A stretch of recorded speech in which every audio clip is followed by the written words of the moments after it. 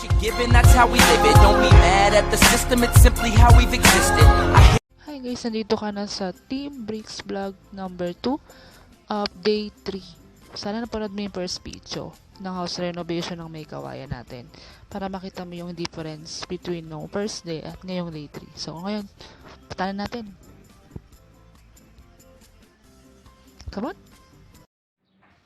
Okay, so guys, this is day 3. Tara, pasok tayo.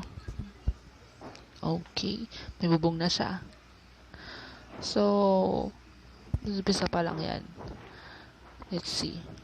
Medyo marami pa tayong aayusin dito from day 1, no? Kita mo naman yung mga magiging effect niya.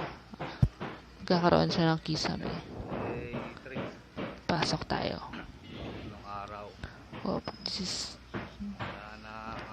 Okay. Pulido naman.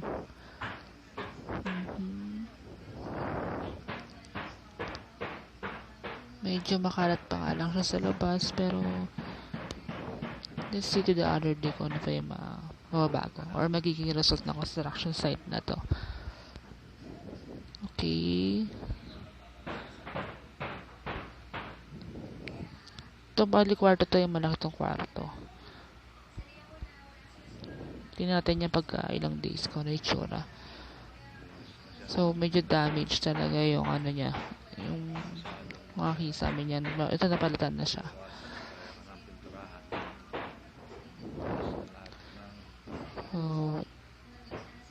Check back natin for next ilang days, okay?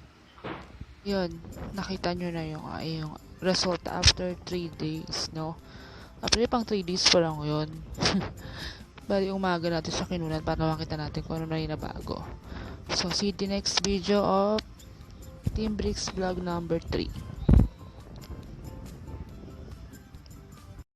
Given, that's how we live it. Don't be mad at the system, it's simply how we've existed.